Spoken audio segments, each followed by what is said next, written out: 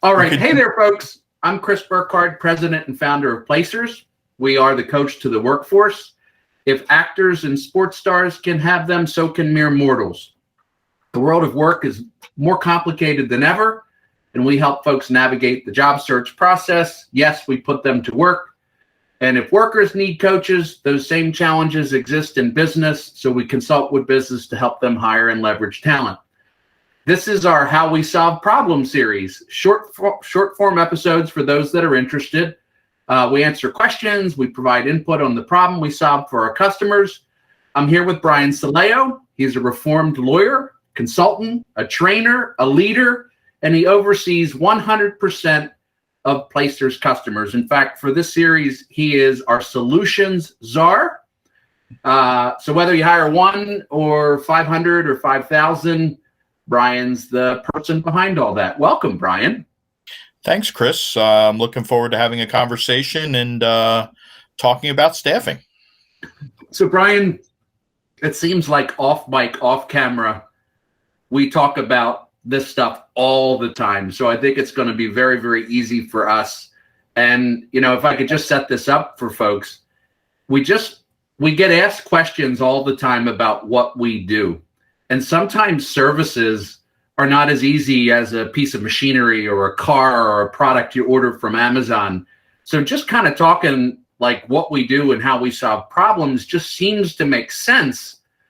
And we wanted to start with probably the obvious spot for us. And it's that, you know, pundits keep saying that about 50% of North America, all employees, are going to end up being contingent workers. Why don't we start there? What is a contingent worker? And let's get into what it's like to consider using them. So a contingent worker is basically anybody who is not working in a traditional full-time employment W-2 type of environment directly for an employer.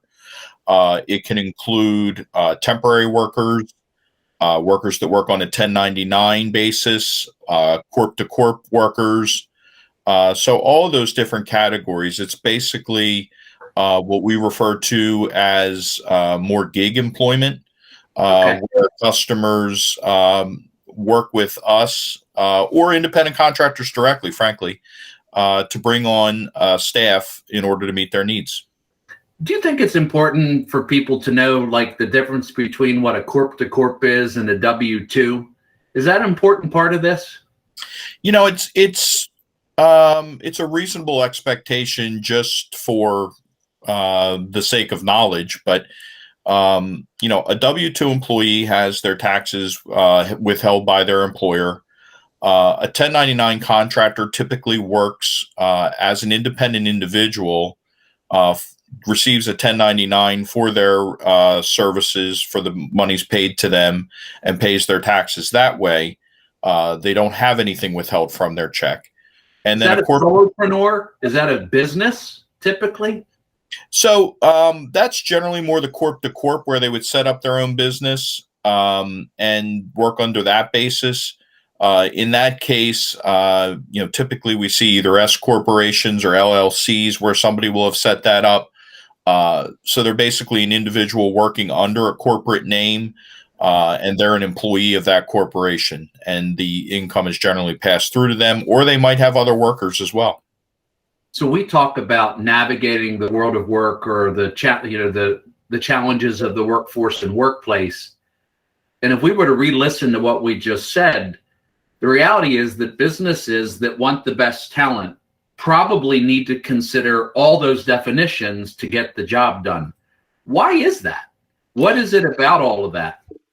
So the classification or misclassification can have some pretty serious ramifications. You have the way taxes are paid is impacted by that classification.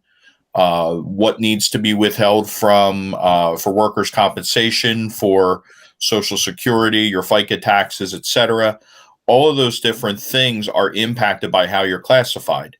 So, and then you get into Department of Labor regulations. You know, they're going to look very closely at how somebody's classified. Are they working independently, or are they really taking directions from a company that dictates their hours, provides the equipment, things like that.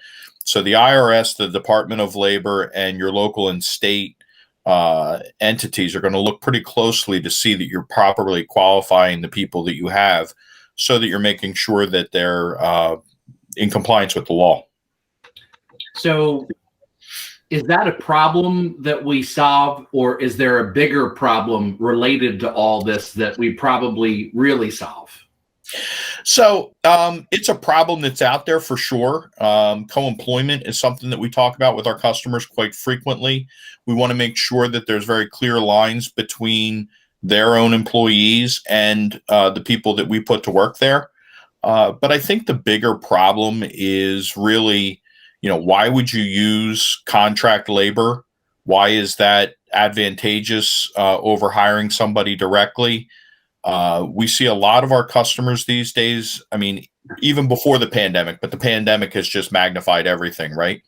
So I think our employers have for a long time suffered with, how do I ramp up quickly? What do I do in the case of somebody who's going to go out unexpectedly? What do I do to meet certain spikes in my business? But I don't want to hire all these employees and have to take care of all that. So I think that's the bigger problem. And it's also overcoming almost the stigma that still exists to a degree with contract workers. And I know because when I first got into the business, I was doing mostly direct hire. And I would hear about contract workers, and I'm going back 15, 17 years now. I didn't understand why somebody would want to work a contract. It didn't make sense to me. I assumed that they worked contract because they couldn't get a direct hire role. But the reality is there's a large segment of the population that prefers to work that way or only can work that way. And there's a lot of really great benefits to a customer that pursues that type of employment. And I think that's pre-pandemic, post-pandemic. There's a reality to what's sort of going on. This is timely. I mean, we're in the month of February 2021, but just last month, 80,000 jobs that were created last month were in the temporary industry, yet in the nation, a sum total of only 50,000 jobs were created. Mm-hmm. Obviously, you need to do math with that to understand that. It means that some jobs were job losses in some areas. And these are weird times, right? Restrictions have cut back some businesses. There's some temporary layoffs. Certainly anything hospitality and restaurants been really kind of kicked to the curb for a little bit. But why would there be such a spike in temporary labor right now? Well, I think it's because of the uncertainty that's going on. I mean, uncertainty is a breeding ground for temporary labor because it solves a lot of problems when you don't completely know where things are going in the next 3 to 6 to 9 months or beyond. So I think when you look at temporary labor, it's a great way for you to enhance your staff and add to it without necessarily making a full-time commitment. And until uncertainty clears up a little bit, I think that's going to be the way a lot of companies go. And for a lot of past, end of recessions, you could always kind of look and see, certainly back, there seems to be recession in 82. There was recession in 91. There was one in 99. There was one in 08. Obviously, we're coming off of one now. And at least for those recessions, temporary workers were like the beginning of the turnaround. Now, what's interesting is it used to be that, like you said, there's product to ship or make or phones to ring, so you bring a temp in because of uncertainty. I wonder if you have a perspective of whether firms will or should keep more temporary workers around, or will they convert them like they did the last 4 or 5 recessions? Oh, I definitely think they're going to be converted because if you look at it, I think the temporary nature of it is really to get us through, the foreseeable future when things are unpredictable. But at the end of the day, the employees that you bring on a temporary basis that excel, really, you've had a test drive with those folks. And as things get better and better, more people get vaccinated, the virus kind of becomes less of a headline, then I think you're going to start seeing a lot of that temporary labor. You're going to see companies saying, hey, we feel comfortable now with where we're going. We've got a solid 6-month plan, 9-month plan. We know that we're going to need these folks. So we're going to start converting the best of them. So I absolutely think that's part of it. And I think the virus has also taught us something. It's taught us a lot of things. And you look at like remote workers now. None of us would have said a year ago that we could do as much of our work remotely as we actually do. And that's across all different types of industries. You see that. I think what companies are also realizing is there are so many benefits of having temporary workforce that helps them to meet their demands, to fluctuate and move up and down with business.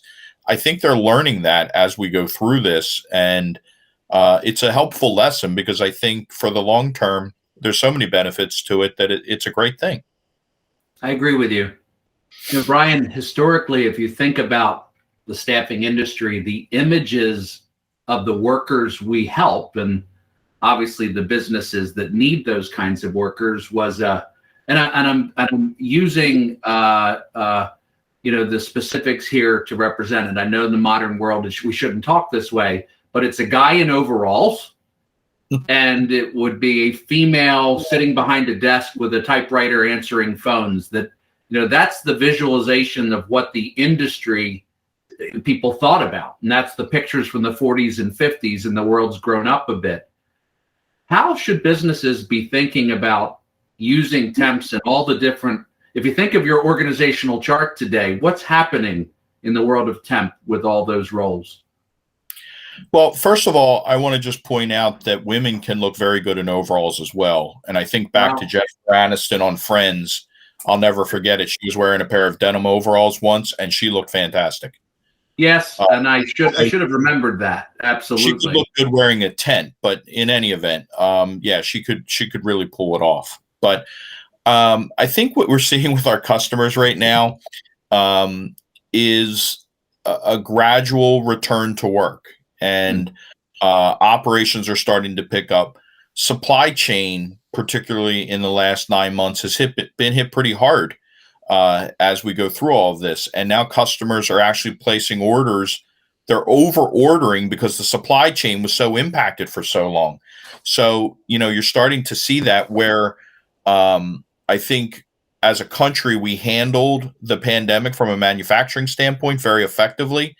But now we're seeing that we have companies trying to ramp up really, really quickly, hurry up their recovery. And the way they're doing that in a lot of cases is with temporary staffing. Brian, that's very interesting. That bullwhip thing has always happened coming out of recession, and it's dramatic today. We supply talent. How have those same organizations had to plan this moment? You talked about you order with your supply chain, you place big orders. What are our customers and are the ones we talk to thinking about to get it done with talent today? So a lot of their thinking is really around much shorter term planning. It's laying out, what are we going to do to get through 2021? And how are we going to staff ourselves up to effectively get done what we need to get done, take advantages of the opportunities that coming out of the recession will present, and then move into a full recovery phase. What's that going to look like for us? And a lot of times, you really want to ramp up production during a time like this. So contingent labor, investing in technology and bringing in temporary workers in order to overhaul your technology or the way you do things. Every parts of business are now being fully impacted by the need for contingent labor. And it's really a huge part of the recovery, in my opinion. We sort of get reminded of the unemployed and the claims. Certainly, we would be under a rock not to understand how people feel differently about safety and whether they're comfortable going to work. it seems as if that's lifting, and right, businesses are starting to get back to work as best they can. Any suggestions for best practices if you're trying to ramp up right now, or maybe if you're a worker, things you should be thinking about related to safety and COVID and your job search? We'll work both sides of that if you're comfortable. Yeah, so I think from the candidate perspective, you'd be very smart to ask a lot of questions about what a company is doing to adequately protect its workforce and the guest on its property from the virus. Is there screening that's done? How have they responded to COVID outbreaks if they've had any? What precautions are being taken in terms of PPE and hand sanitizer and all those different kinds of things? So I think as a potential employee or contingent worker, you should be asking those types of questions. As an employer, it's almost become like a benefit that you brag about to people when you're getting ready to hire them. Hey, here's what we've done about COVID. I mean, it's not just the mature and responsible thing to do. It's actually a selling point. So you're saying to the people that are going to come to work for you, hey, we've taken this situation seriously. We do temperature taking at the front door, or we have the technology in order to check to make sure that the people aren't running a fever. We have hand sanitizer stations set up. We have this cleaning schedule in place to make sure that the environment is clean and safe. All of those different things aren't just a way to respond to the virus, but they've actually become a selling point. And perhaps it's a statement on how well that company is run and their views maybe around culture and employees. Yeah. I mean, everybody says, I want to work for a company that's going to take care of me. And whether you're working as a contingent worker or a direct employee, you want to know that your company has your best interests at heart, that they are culturally led and focus on things like, protecting me, protecting my family, providing me with a safe place to work and to provide for my family. And that all rolls into culture and the way that we want our companies to behave. And you can see, our customers that have a really, really strong culture have taken every precaution imaginable. And that's something that indicates when this is all over, how that same company is going to treat you, just because that's the way they're culturally led. It sure does. Hey, Brian, I think everybody expects two staffing industry leaders to talk about the pros of using interim talent, of contingent workers, of freelance, all the words that are interchangeable. Talk a little bit about what you think, if folks want to do this, what are the warning signs, cons, the things that the best practices you want to make sure you're thinking about, but what should somebody be thinking about if they like what you introduced? So from a company perspective, you're going to have to be training people a lot more frequently. So if you're bringing in temporary workers, there's always going to be some rollover in that. So you have to be prepared for the fact that you're going to have increased training needs. You're going to have to make sure that you have the space available, social distancing and all of that.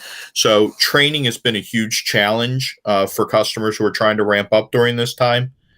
You have to keep an eye on morale because there can be issues between your full-time staff and your contingent workers. Are they treated similarly? Are they excluded from things? Does it send the wrong message to your direct hire folks that you're bringing in all these contingent workers? I think a lot of that's solved with good communication, and that would be my recommendation. So, Brian, I think in the old days, people wanted separate lines for food, cafeteria, and it was easier to protect the compliance side. Would it be your advice that it be blended, but just have very strong communication? Yeah. I mean, the communication's the key. I mean, I feel like that's the answer to 90% of the world's issues. Communication is really the important thing. You have to make your contingent workforce feel welcome, feel like they're part of the company and they're contributing. But at the same time, they're not treated the same way as your direct employees, because they can't be. I mean, legally, they just can't be. And you'd expect the solutions are to make something complicated incredibly simple. If this is an issue for you, problem you need solved, of course, there's programs, there's systems, there's processes behind these best practices, and we're delighted to share them, give them away, make sure that, you get the best from this. Brian, you know and love it. We do this at almost all of our meetings. It's almost cultural. But if you were to leave the audience with sort of last and final, a summary of what we've discussed or what you think someone should take away from it, what would you leave them with? So I would just say that contingent staffing is a very valuable strategy for every business. In a time where there's uncertainty, it's even more important and more valuable. But I would leave your biases towards it at the door and approach it with an open mind, because from a cost saving perspective, an opportunity to kind of try before you buy, to meet fluctuations in your business, it's a great way to deal with those things and lead your company into the future. I think that's a great summary. And the only thing I would add, it's a terrific way to bring a more diverse talent pool to your business. Diverse in every sense of the word. Your organization might not be able to find that talent, attract that talent, have access to it, be able to ramp up to it. Terrific, Brian. I think this is a wonderful way for us to get messages out. Shall we do it again, sir? Absolutely.